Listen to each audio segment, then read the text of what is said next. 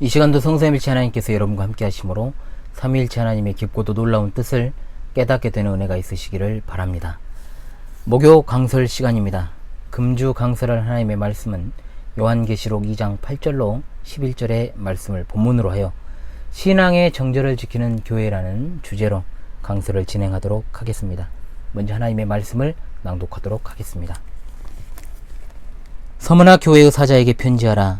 처음이며 마지막이요 죽었다가 살아나신 이가 이르시되 내가 내 환난과 궁핍을 알거니와 실상은 내가 부요한 자니라.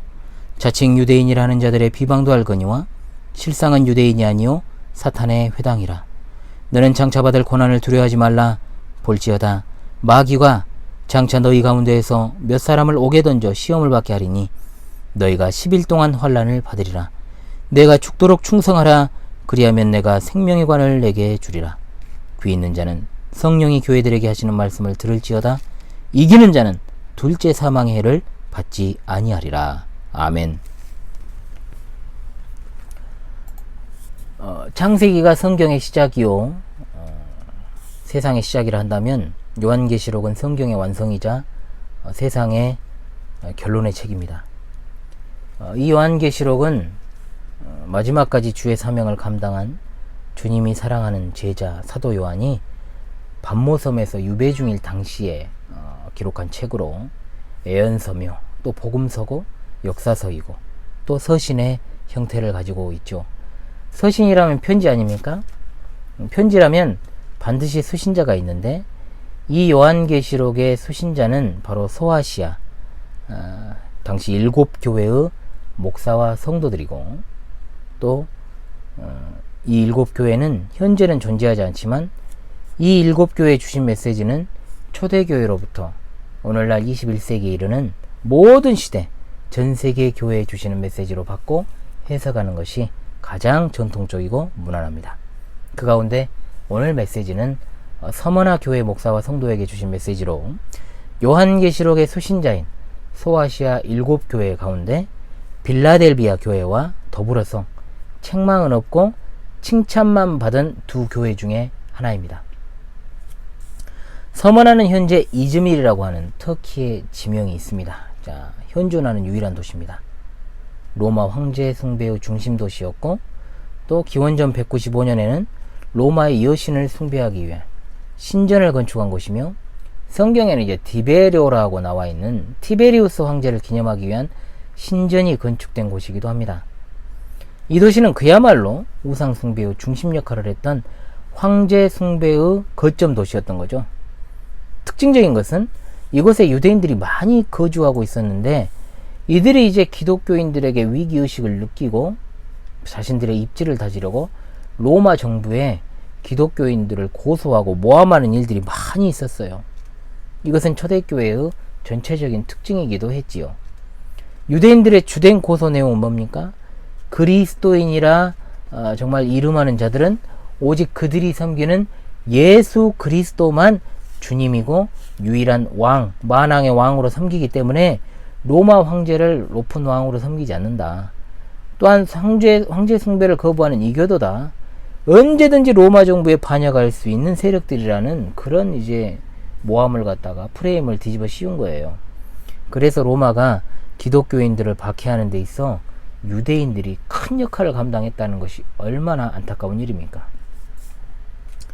유대인들은 특히 유대교인들 적당히 황제 숭배도 찬성하면서 이런저런 잡신들을 거부하지 않고 타협주의, 혼합주의로 나아갔기 때문에 유대교에 대해서는 로마 정부가 종교의 자유를 허용했고 또 기독교인들에게는 자유를 허락하지 않고 오히려 박해를 했죠.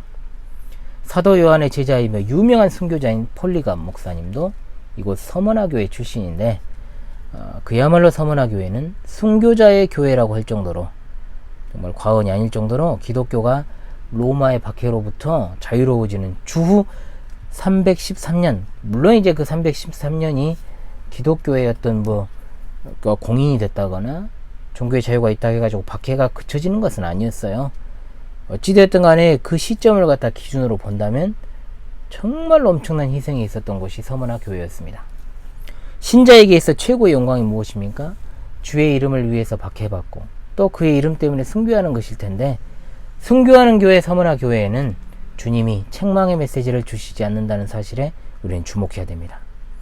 서머나 교회는 앞선 첫 번째 에베소 교회와는 같이 큰 규모를 자랑하지 않으며 또 도시 자체가 크지 않았기 때문에 외적으로 크게 성장하지 못했음에도 주목을 해야 돼요. 서머나 교회를 통해 주신 메시지를 통해 이 땅에 참된 교회를 세우신 하나님의 놀라우신 뜻과 계획을 정말 주목하는 시간이 되기를 원합니다.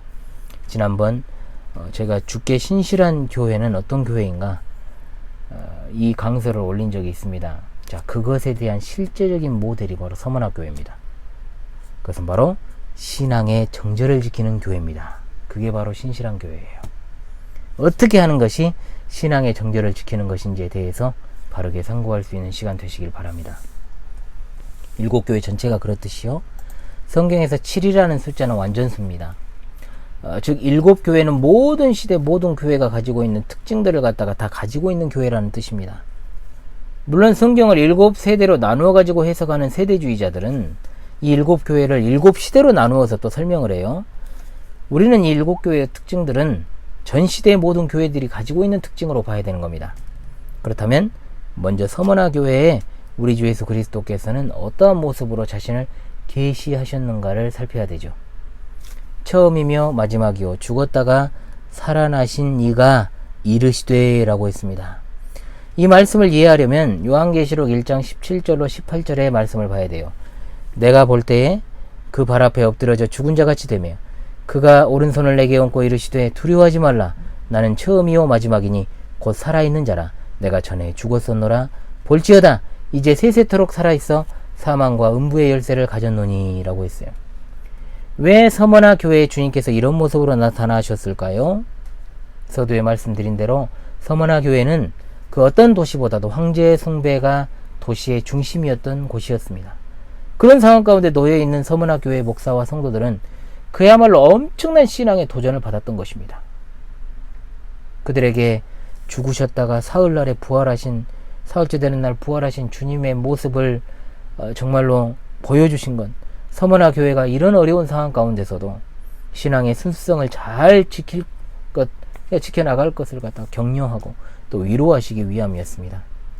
한편에선 유대교인들이 고소하고 또 로마인들이 박해하고 힘없이 죽고 옥에 갇히고 공피반 생활을 하고 참혹한 고난을 당할 수밖에 없던 서머나 교회 성도들에게 우리 주 예수 그리스도께서는 자신이 알파요 오메가이심, 즉 역사의 시작이고 또한 종점이다. 사랑하는 성도들아, 더욱 굳건하게 역사의 주관자 되시는 예수님을 붙잡고 살면서 예수님의 재림을 소망하라는 의미로 부활하신 자기 자신을 계시하여 주신 것입니다. 죽음을 불사하며 신앙을 지킨 서머나 교회 목사와 성도들에게 주님은 자기 자신께서 부활의 첫 열매가 되신 것을 갖다가 보여주시면서 주 예수 그리스도와 연합한 자는 죽어도 살고 마지막 때에 부활하여 우리 주님과 함께 그 영원한 부활의 영광에 동참하여 살게 될 것이라는 소망의 메시지를 들고 서게 되신 겁니다. 시청자 여러분, 우리가 붙들어야 될 메시지가 다르지 않습니다. 혼탁한 시대 상황 속에서 우리 주님은 여전히 알파요 오메가이시며 부활하신 그 영광의 모습을 보여주시고 우리에게 사명을 잘 감당할 것을 재촉하시고 촉구하시고 위로하시고 또한 소망으로 이끄시는 분이심을 기억하시기 바랍니다. 그 다음으로 주님은 서머나 교회의 어떤 점을 칭찬하고 계실까요? 9절에 기록되어 있습니다. 내가 내 환난과 궁핍을 안다 했어요. 환난과 궁핍은 떼어서 생각하지 마십시오. 환난은 좀 포괄적인 것이고 환난이 곧 궁핍을 가져다 준 거니까요. 흥미로운 사실은 서머나라고 하는 도시 자체는 경제적으로 부유했어요. 도시 자체는. 왜 그런데 그곳에 있는 교회는 환난과 궁핍에 있을 수밖에 없느냐? 오늘날의 교회, 초대형 교회들을 보십시오. 그 도시의 번영과 더불어서 교회도 번영하고 있잖아요. 겉으로 외적인 부요함. 참 아이러니하지 않습니까? 서머나는요, 황제 숭배의 중심지였다라고 제가 말씀드렸잖아요. 그러니까 당연히 그곳의 경제 구조도 황제 숭배를 중심으로 돌아가는 거예요. 그러니까 당연히 이방신 숭배를 갖다가 조장하는 어떤 조합에 가입할 것을 강요를 받았는데도 그들은 그것이 그리스도인으로서는 해서는 안 되는 배도 행위잖아요. 배도 행위. 그러니까 거기에 가입하지 않았고, 따라서 그들은 경제적으로나 사회적으로나 왕따가 될 수밖에 없었어요. 생계를 앞두고도 가입을 안 했다는 거예요. 그런데 오늘날 WCC나 WEA에 가입하면서 거기에 가입하는 문제에 대해서 아주 어처구니없는 주장을 하는 펼치는 것들이 얼마나 우스운 것인지를 알아야 돼요. 생계도 아니잖아요. 그것은 거기에 가입하는 이해관계가 얽혀있는 목사들은 그런 말 할 수 있겠네요. 진짜로 자기 삶이 끊어질 수도 있는 그런 것 앞에서도 조합에 가입을 안 했어요. 이 성도들이, 서문화교회 성도들이. 그럼 어쩌겠습니까? 경제적으로나 사회적으로나 왕따가 될 수밖에 없어요. 그런데 오늘날 사탄의 회에 들어가는 것을 갖다가 합리화시키는 자들의 죄악은 정말로 이루 말할 수가 없는 것입니다. 배도의 길에 들어서 있으면서도 대통령이 나쁜 것이지 국민이 나쁜 것은 아니다, 이런 식으로 이야기를 해버리면 정말로 그것은 어떻게 진짜 설명이 안 되는 거예요. 그건. 어떤 말로도 그것은 절대로 납득이 되지 않는 겁니다. 배도 앞에서 무슨 놈의 핑계거리가 있습니까? 폭행을 당하고 약탈을 당해도 하소연도 못해. 그래도 기뻐하며 인내했어요. 히브리서 10장 34절은 당시 교회들의 상황을 잘 설명합니다. 너희가 갇힌 자를 동정하고 너희 소유를 빼앗기는 것도 기쁘게 당한 것은 더 낫고 영구한 소유가 있는 줄 알미라. 아멘. 그들은 하늘의 영원한 기업이, 그 소망이 있었기 때문에 환난을 참았고 믿음을 잘 지켰습니다. 그래서 주님께서는 그들에게 말씀합니다. 실상은 네가 부유한 자다. 아멘. 세상에서는 정말로 보잘것없는 작은 교회고 아가서에 나오는 술람미 여인과 같이 햇볕에 그을려서 까맣게 탄 여인의 모습이라고 할지라도 하나님 나라에서는 가장 큰 교회이자 부유한 교회였고, 또한 주님 보시기에 그 누구보다 아름다운 신부였던 것입니다. 저는 우리 교회가 너무나 작고 미약하지만 그래도 하나님 보시기에는 정말로 아름다운 교회가 되었으면 좋겠습니다. 그거 외에는 다른 정말로 목표가 없어요. 그래서 교회 이름이 광주 신실한 교회입니다. 또한 당하는 환난이 나옵니다. 자칭 유대인이라 하는 자들의 비방도 한다. 비방이라는 말은 회방, 모욕이라는 말과 병행하여 사용될 수 있는데 회방이라는 것이 더 적절한 번역입니다. 복음이 있는 곳에는 구약으로부터 그리고 현대 지금에 이르기까지요, 언제나 회방이 있었고 회방꾼이 있었어요. 서머나 교회가 특히 그랬습니다. 그런데 우리가 잘 알고 있는 대로 회방이라는 단어는 하나님을 못 오가는 발언과 행동을 의미하는 단어로도 사용이 되었어요. 즉 그들이 그리스도인들을 회방한 것이 결국은 결과적으로 누구를 회방한 것이다? 하나님을 모독하는 꼴이 되어버렸다는 거예요. 그러므로 자신들은 유일신을 섬기는 선민이라는 자부심을 가지고 있지만 실상은 사탄의 회당, 즉 하나님 나라를 대적하는 사탄의 나라에 속한 자들이다, 이 말입니다. 하나님을 모욕하는 자들이 하나님의 이름으로 모여있는 것 자체가 모순이죠. 그들이 사탄의 회당이라 불리운 것은 로마서 2장 28절에서 29절의 말씀을 들어서 이해를 해야 돼요. 바울 사도는 이렇게 말합니다. 대저 표면적 유대인이 유대인이 아니요 표면적 육신의 할례가 할례가 아니라 오직 이면적 유대인이 유대인이며 할례는 마음의 할지니라고 했습니다. 그렇습니다. 9절 하반절에 실상은 유대인이 아니오라고 했을 때 이 유대인은 혈통적인 유대인을 말하는 것이 아니라 하나님의 언약 백성으로서 그 축복을 누리는 진짜 알짜배기 하나님의 백성을 가리키는 말입니다. 유튜브로 따지면 찐 구독자를 가리키는 말입니다. 즉 로마서에서는 이것을 이면적 유대인이라고 하는데, 이것은 즉 마음으로 하나님을 합당하게 섬기는 무리, 즉 거룩한 성도를 말하고 있습니다. 진짜 하나님의 백성이라면 하나님과 하나님의 백성을 회방하고 모여갈 수 있겠습니까? 없죠. 첫 번째 교회였던 에베소 교회에도 거짓 사도들이 있었습니다. 그들과 똑같은 방식으로 언급이 됩니다. 유대인들이 아무리 자기들이 아브라함의 혈통적 후손이다 라고 외치면서 또한 자기들이 하나님의 선택받은 민족이란 자부심을 가져도 구약에서 줄기차게 선지자들을 통해서 자신을 계시하셨던 주님이 정작 그들의 눈앞에 성육신 하시어 나타났을 때 그들은 거부하고 십자가에 못 박아 죽이기까지 했습니다. 그러므로 그들은 하나님의 자녀가 아니라 마귀의 자녀라는 것을 그들의 행동을 통해서 드러낸 것입니다. 이렇듯 외적이며 내적인 환난에도 불구하고 서머나 교회는 기뻐하고 인내하고 주님에게서 돌아선 배도의 자리로 가지 않았습니다. 주께서 사랑하는 시청자 여러분, 물질의 궁핍함이나 모욕과 조롱과 핍박 속에서도 현실과 타협하지 않았던 이들의 모습이 그 당시 상황 속에서만 이해되고 혹시 나의 삶에 적용이 될 수 없다 생각하진 않습니까? 우리가 과연 주님의 이름 때문에 단 한 번이라도 핍박을 받았거나 고난을 받아서 벼랑 끝까지 내몰린 적이 있었습니까? 우리는 지금 참 상황이 좋다, 신앙하기 좋다, 좋다를 외치고 있지 실제로 그 이면에 숨겨져 있는 사탄의 관계를 제대로 간파하지 못하고 세속주의, 타협주의, 포용주의, 혼합주의, 실용주의 등의 어떤 현대적 사탄의 가치로부터 자유롭지 못하고 있는 것이 현실이에요. 이것들로부터 완전하게 성별해서 하나님의 나라의 백성으로서 떳떳하게 정말로 순결하게 서지 못한다면 결국은 배도의 자리로 가게 될 것이고 요한계시록에 나오는 짐승의 표를 받아서 세상 정부에 동조하다가 그대로 멸망하게 되고 말 것입니다. 여러분, 주님은 마지막 날에 우리를 모르신다고 할 거예요. 오른편이 아니라 왼편으로 구원의 상급이 아니라 심판의 죄책이 우리를 기다리게 될 것이다 이 말입니다. 생명보다 귀하신 나의 주님, 내게 만족 주신 주, 주님만이 나의 기쁨, 나의 소망, 나의 참 보배임을 노래로만 부르지 말고 진짜로 믿으시고 모든 환난과 역경 속에서 승리하시는 여러분 되시기 바랍니다. 자, 세 번째로 책망이 없는 서머나 교회에 주님이 주시는 권면의 메시지입니다.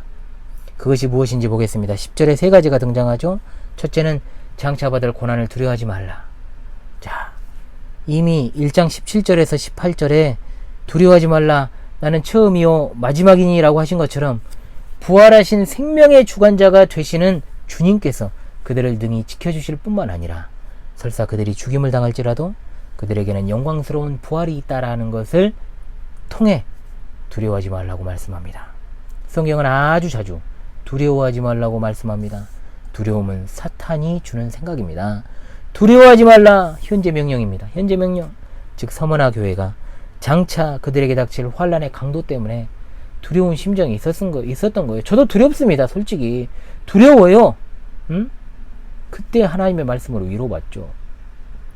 그러므로 지금 두려워하는 너희들의 마음과 행동을 그치라고 권면을 하고 있습니다.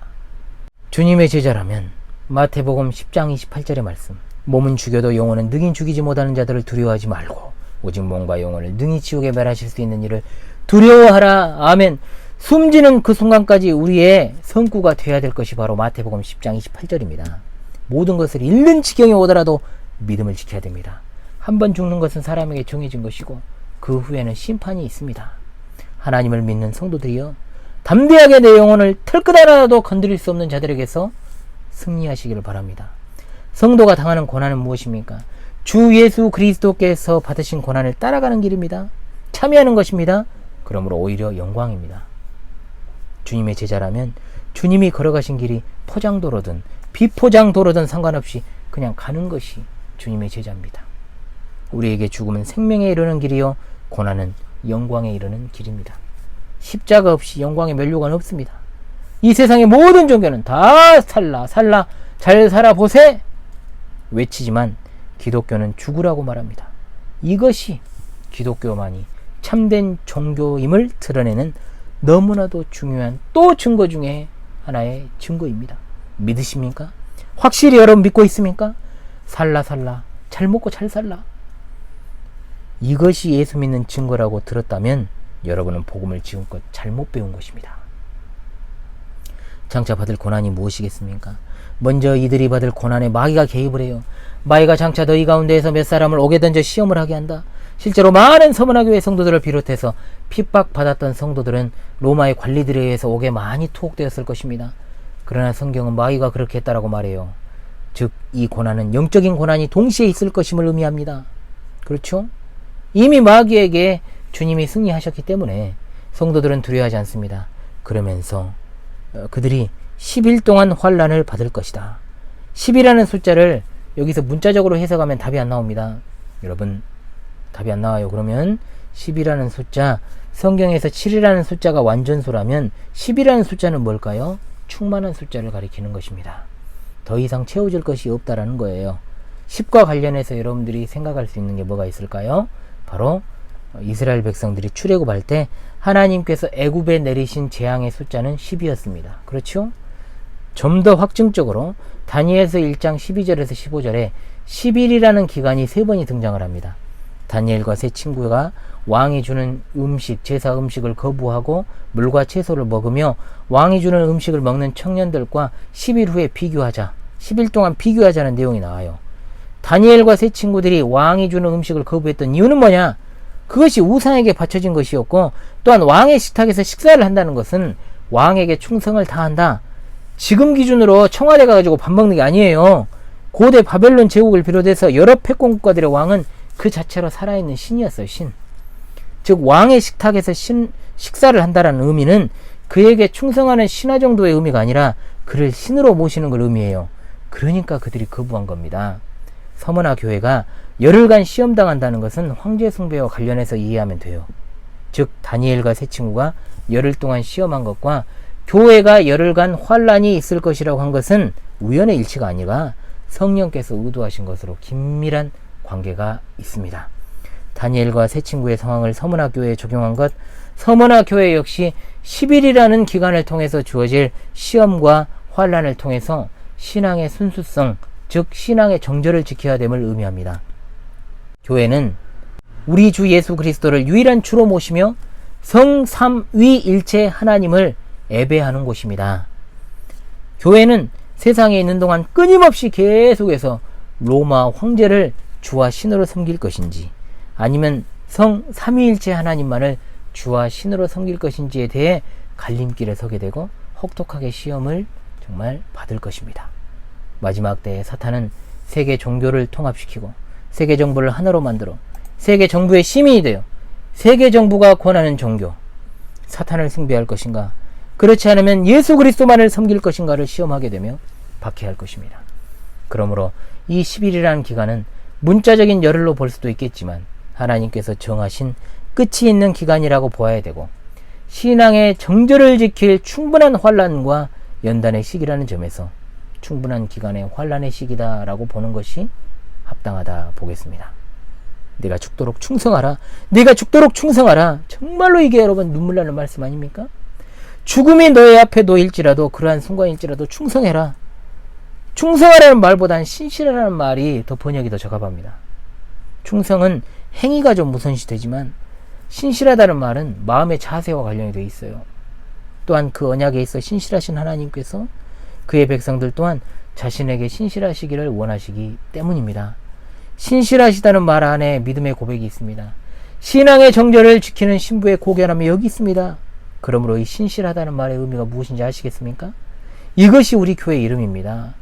죽음의 순간에 이를지라도 하나님께 대한 신실함을 잃지 않아야 우리는 영원한 하나님 나라를 보며 그곳에서 거하게 될 줄을 확신하고 믿으시기를 바랍니다. 여기 보니 약속을 하잖아요. 내가 생명의 관을 내게 주리라. 아멘. 서머나 교회와 빌라델비아 교회와 같이 책망이 없는 교회에게 주신 약속이에요. 생명의 관, 죽기까지 참된 믿음을 지키고 순교하는 자에게 영원한 생명을 주실 것을 약속하시는 말씀입니다. 이 생명의 관은 에베소 교회에 주신 생명나무의 열매와 실질적으로 같은 맥락이다라고 보아야 됩니다. 상급이 있다 없다 말들이 많아요. 특히 해외에서 유학하고 오신 분들이 상급은 없다, 상급은 그저 구원을 말한다 라고 하면서 상급에 대한 개념을 갖다 무슨 영적 기복주의로 취급하는 사람들이 있어요. 저도 상급이 없다고 주장하는 교수님에게서 신약을 배웠습니다. 상급은 어느 한 특정 구절에만 나타나는 개념이 아니에요. 성경 전체에서 상급을 말합니다. 시청자 여러분 한번 생각해 보십시오. 상을 바라보고요, 주어진 일을 하는 것이 잘한 일입니까 못한 일입니까? 기복주의하고는 다른 거예요. 기복주의는요, 복을 위해 복이 목적이 되어서 일하지만, 상급을 바라보는 것은 이 땅에서 사명 다 감당하고 주님의 품에 들어가게 될 때 밟게 될 것을 소망하는 것이니까 질적으로 달라요. 영적 기복주의가 아니에요. 이거는 또 그렇게 오해하시는 분들이 있대요. 생명의 관이라는 것은 이 당시 운동 경기에서 경기자에게 주어진 상을 빗대어 비유한 거예요. 올림픽에서 금메달 받지 않습니까? 자, 그리고 마라토너 같은 경우에는 마지막에 월계관을 쓰잖아요. 바울 사도는 그리스도인들을 늘 경주자에 비유하기를 즐겨 했어요. 경주하는 사람이 상을 바라보며 달리기 하는 게 잘못된 겁니까, 여러분? 아니잖아요. 상급은 단순히 구원의 개념이 아닙니다. 상급은 분명히 주님이 주신 사명 잘 감당하는 자들에게 주실 최종적 상이에요.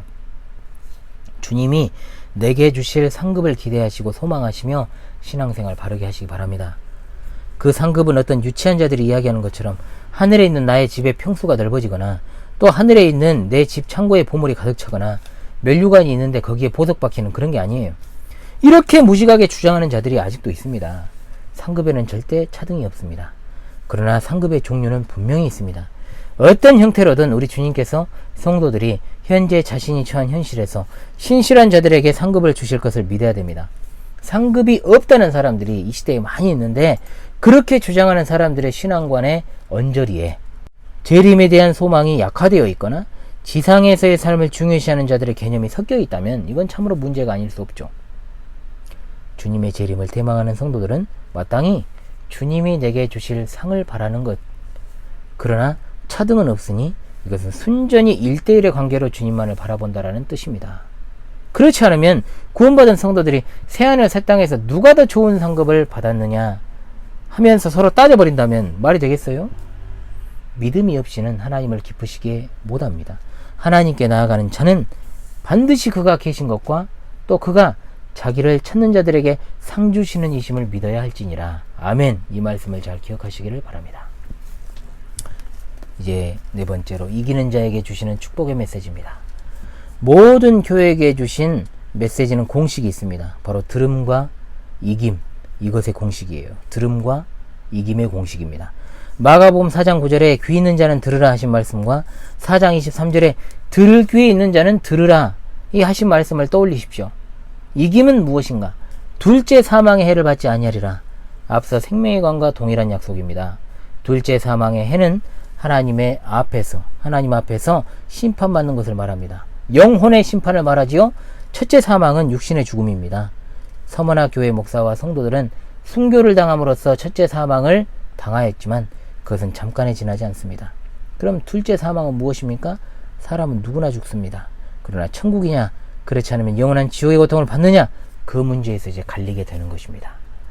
예수님을 믿는 결과로 피하게 되는 것이 둘째 사망입니다. 예수님을 믿는 것과 상관없이 피할 수 없는 것이 첫째 사망이지만 둘째 사망의 해는 받지 않습니다. 서머나 교회에는 영원한 생명의 관을 약속하시고 있습니다. 10절 하반절의 말씀에 내가 죽도록 신실하라 충성하라 그리하면 예수님께서 죽으셨으나 부활의 영광스러운 승리를 이루어내신 것처럼 너희도 승리하리라. 아멘. 이 말씀을 주신 것입니다. 자, 이제 왜 서머나 교회에 우리 주님이 자신을 처음이자 마지막으로 정말 죽었다가 살아나신 이로 계시하셨는지 확실히 답을 얻으셨을 줄로 압니다. 말씀의 결론을 맺겠습니다. 시대는 바야흐로 말세 지 말이라 불리며 온갖 혼탁한 신학사상과 불신앙적 사조가 교회를 흔들고 어지럽히고 있으며 사탄은 세속문화를 사회 전반에 걸쳐 퍼뜨리고 교회의 세속문화를 침투시킨 것이 어제 오늘의 일이 아닙니다. 종교계 전체가 타락을 했고요. 정말로 정치권의 타락은 오래된 일입니다. 사회와 교회를 구분할 수 없게 만드는 새로운 전략으로 교회를 무너뜨리는 것은 이제 새로운 것도 아니에요.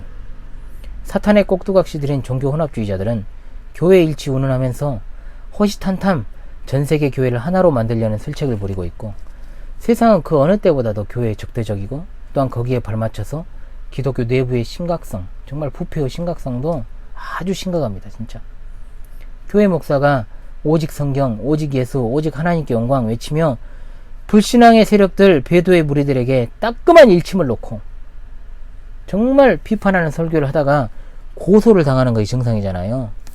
그런데 수십억 횡령해서 고소당하고 교회 자매들한테 마사지 받다가 고소당하고 총회장이라는 사람이 큰 교회 담임하시는 목사님들이랑 노래주점 갔다가 구설수에 오르고 아니라고 했다가 또 그랬다고 하다가 코로나 시국에는 이 비대면 예배라는 말도 안 되는 것을 당연시 여기면서 꿀먹은 벙어리가 되어 한마디도 제대로 못하는 교단장, 정말 대형 교회 목회자들을 보십시오.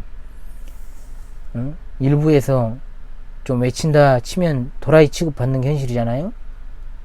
예배가 없이는 우리의 삶이 없잖아요. 우리의 정체성이 주일 예배인데 이걸 침해받았어요? 분노하지 않는다는 것은 문제가 있죠. 코로나 이전에 이미 글러먹은 행태들이 많았기 때문에 이런 상황 속에서 무슨 낯으로 하나님과 사람들 앞에서 교회가 박해를 받는다라고 말할 수 있겠으며 또 순교를 말할 수 있겠습니까? 소위 부흥된다라고 했던 교회들은 정말로 신학적 정체성이 모호하고 에베소 교회처럼 분별력이 없어요.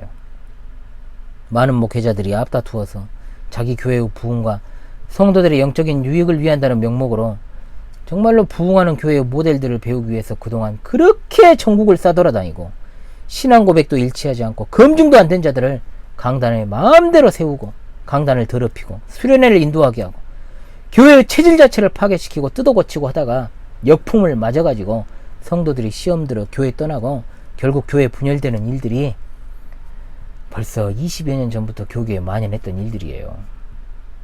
과연 우리가 이렇게 기독교가 역사상 가장 욕을 먹는 시기에도 여전히 바라보며 깨달아야 되는 게 뭘까? 그것은 참된 교회와 거짓 교회는 늘 역사적으로 대립하고 있었다는 것. 서머나 교회 상황을 보면 외적으로나 내적으로나 환란과 궁핍을 겪었던 참으로 짠하게 그지없는 교회였습니다. 그러나 기억합시다. 서머나 교회를 비롯한 모든 초대교회, 사도교회들이 받았던 박해와 핍박은 주님이 오시기 직전 참된 교회와 성도들이 겪게 될 일이라는 것을. 그런데 이렇게 나태하고 안이한 자세로 신앙생활 하다가 교회들이 이런 환란과 궁핍에 처하게 되면 과연 목사를 비롯한 정말로 성도들이 믿음을 지키고 인내할 수 있을까요? 아무리 생각해도 끔찍한 결과가 눈에 뻔히 보여요. 죽고 사는 문제가 그렇게 별것 아닙니까? 삶을 하나님께 정말로 거저 선물로 받았어요. 이 세상 그 누구도 자신의 삶을 자신이 결정해가지고 태어난 사람이 없습니다. 또한 날 때부터 무엇을 갖다 가지고 나온 사람 없습니다. 또한 빈손으로 시로라기 하나 걸치지 않은 핏덩어로 태어나지 않은 사람 없어요. 내가 아무것도 한 일이 없는데 영생의 축복을 내게 주셨다는 사실이 놀라운 복음입니다. 그러나 나는 그 선물에 감사하기는커녕 선물을 뜯어보지도 않고 있습니다. 설교는 설교, 교회는 교회, 내 삶은 내 삶, 이중적인 잣대로 살아도 정말로 남한테 내가 그냥 피해 안 주고 살면 그렇게 살면 되는 것 아니냐? 여러분, 그것 아닙니다. 여러분, 진정한 위로와 평안은 여러분에게 주어진 환경을 주님이 주셨고 또한 내가 그것을 거저 받았으며 내가 그것을 받을 자격이 애시당초 없는 사람이라는 인식으로부터 출발하는 겁니다. 주일은 그 소중한 선물을 누리며 나누는 이 세상에서 가장 소중한 날입니다.